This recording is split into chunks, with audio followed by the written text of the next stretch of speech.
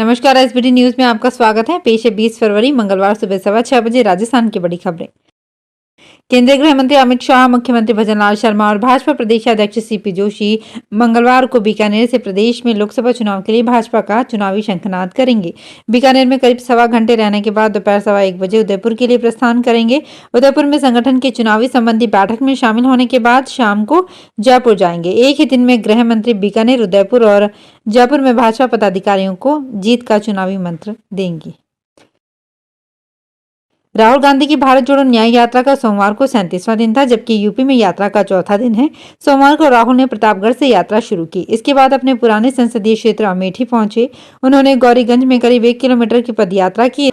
इसके बाद उन्होंने बाबूगंज में जनसभा को संबोधित किया। इस दौरान कांग्रेस के राष्ट्रीय अध्यक्ष मल्लिकार्जुन खड़गे भी उनके साथ रहे। जनसभा में राहुल ने कहा, अगर आप लोग जागोगे नहीं तो भूखे मर जाओगे। इन्होंने अब पहले एयरपोर्ट छीन लिया और अब स्कूल कॉलेज भी ले गए। उन्होंने कहा कि राम मंदिर में राष्ट्रपति का चेहरा तक नहीं देखा, ऐसा भला कहाँ होता है। शाम 6 बजे राहुल गांधी की जनसभा खत्म हो गई।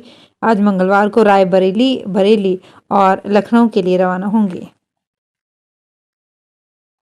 सुप्रीम कोर्ट ने सोमवार को चंडीगढ़ मेयर चुनाव दोबारा कराए जाने की जगह नई व्यवस्था दी है।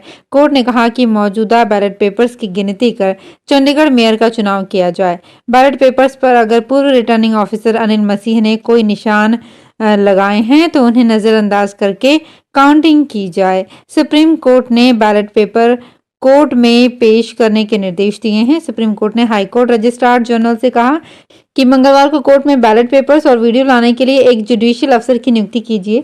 सुप्रीम कोर्ट ने प्रशासन को निर्देश दिए कि जुडिशियल अफसर और रिकॉर्ड्स की सुरक्षा के लिए व्यवस्था कीजिए। अदालत आज मंगलवार को 2 बजे चुनाव का पूरा वीडियो और बैलेट पेपर्स की जांच करेगी। अदालत ने रिटर्निंग अफसर अनिल मसीह से पूछा कि आपने बैलेट पेपर्स पर एक्स का निशान क्यों लगवाया। इस पर मसीह ने कहा कि उन्होंने 8 खराब बैलेट पर निशान लगाए थे। सुप्रीम कोर्ट ने कहा कि अनिल मसीह पर अलग केस चलना चाहिए। अलवर में गौ तस्करी और गौकशी का मामला सामने आने के बाद पुलिस ने जंगलों में छापेमारी की।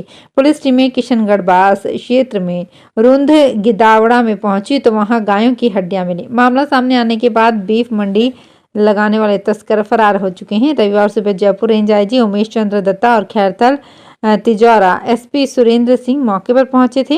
यहां गौवंश के अवशेष देखकर वे खुद चौंक गए थे। आईजी ने किशनगढ़ बास थाने के पूरे स्टाफ को लाइन हाजिर कर दिया। वहीं सोमवार को वन एवं पर्यावरण मंत्री संजय शर्मा किशनगढ़ बास पहुंचे। यहां पुलिस और प्रशासन के सर्च ऑपरेशन के बाद भी बीहड़ में गौकशी के लिए गाय मिली। मंत्री ने बीहड़ में गौकशी के लिए बंधे 8 गौवंश को मुक्त कराया।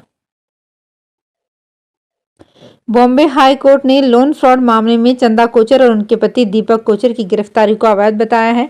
सोमवार को बॉम्बे हाई कोर्ट ने कहा कि सीबीआई ने चंदा और दीपक कोचर की गिरफ्तारी बिना दिमाग लगाए और कानून का उचित सम्मान किए बिना किया है। इसके अलावा कोर्ट ने ये भी कहा कि ये पावर का दुरुपयोग है। जस्टिस अनुजा प्रभुदेसाई और एनआर बोरकर की डिवीजन बेंच ने 6 फरवरी को आईसीआईसीआई बैंक की पूर्व मैनेजिंग डायरेक्टर और chief executive officer Chanda Kochhar और दीपक कोचर की गिरफ्तारी को अवैध ठहराया था। अजमेर सेंट्रल जेल में बंद 2 कैदियों ने सोमवार दोपहर हेड कांस्टेबल पर हमला कर दिया। बैरक में बंद कैदी ने बीमार होने का बहाना बनाकर हेड कांस्टेबल को झांसे में लिया।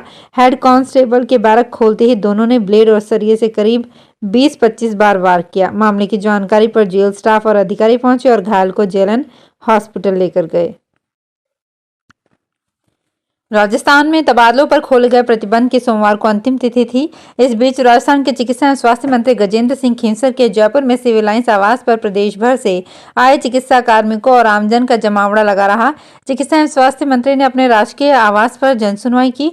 उन्होंने प्रदेश भर से बड़ी संख्या में आए लोगों के अभाव अभियोग सुने और इनके त्वरित निस्तारण के लिए निर्देश दिए।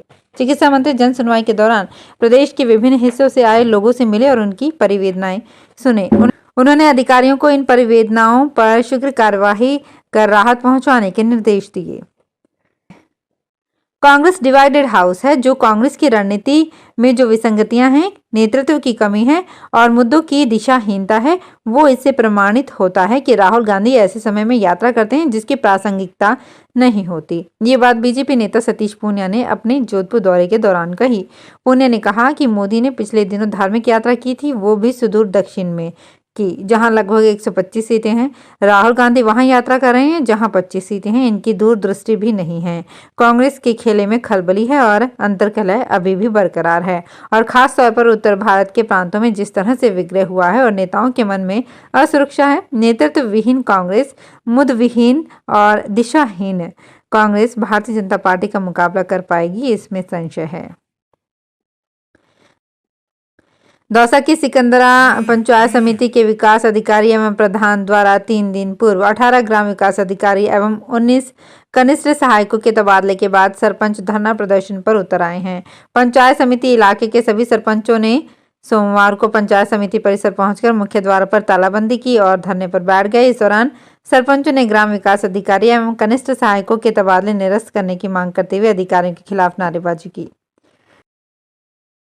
राजस्थान में लोकसभा चुनाव के लिए तैयारियां तेज हो गई है। प्रदेश भर में ईवीएम की प्रथम स्तरीय जांच का काम पूरा होने के बाद सहायक निर्वाचन अधिकारियों के लिए पहले चरण का 5 दिवसीय प्रशिक्षण सोमवार से शुरू हो गया है। मुख्य निर्वाचन अधिकारी प्रवीण गुप्ता ने बताया कि भारत निर्वाचन आयोग के निर्देश पर 19 से 23 फरवरी तक प्रथम चरण का 5 दिवसीय प्रशिक्षण सर्टिफिकेशन कार्यक्रम का शुरू कर दिया गया है। दूसरे चरण का कार्यक्रम 26 फरवरी से 1 मार्च के बीच होगा।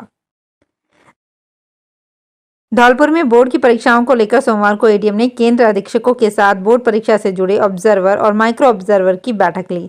जिला परीक्षा संचालन समिति के सदस्य धौलपुर एडीएम ब्रह्मलाल जाट ने बोर्ड परीक्षा के प्रश्न पत्रों को लेकर सावधानी बरतने के निर्देश दिए। महाराणा स्कूल की कम्युनिटी हॉल में बैठक लेते हुए एडीएम ने प्रश्न पत्रों की प्राप्ति और जांच को लेकर प्रत्येक स्तर पर सतर्क रहकर काम करने को कहा। कांग्रेस के अकाउंट सीज किए जाने के विरोध में कोटा में भी कांग्रेसी कार्यकर्ताओं ने प्रदर्शन किया। शहर अध्यक्ष रविंद्र त्यागी की अगुवाई में कार्यकर्ता इनकम टैक्स ऑफिस के बाहर 2 घंटे तक धरना दिया और बीजेपी सरकार के खिलाफ नारेबाजी की। कांग्रेसियों ने कहा कि बीजेपी की सरकार ने संवैधानिक संस्थाओं को मुट्ठी में कर रखा है, तानाशाही और हिटलरशाही से काम कर रही है। रविंद्र त्यागी ने कहा, देश में बीजेपी का शासन है। बीजेपी ने चुनाव आयोग, इनकम टैक्स, सीबीआई सहित सभी संवैधानिक संस्थाओं को अपनी मुट्ठी में कर रखा है और इनका दुरुपयोग किया जा रहा है। बारा शहर में साल 2017 में शुरू की गई अमृत योजना अब भी अधर में है।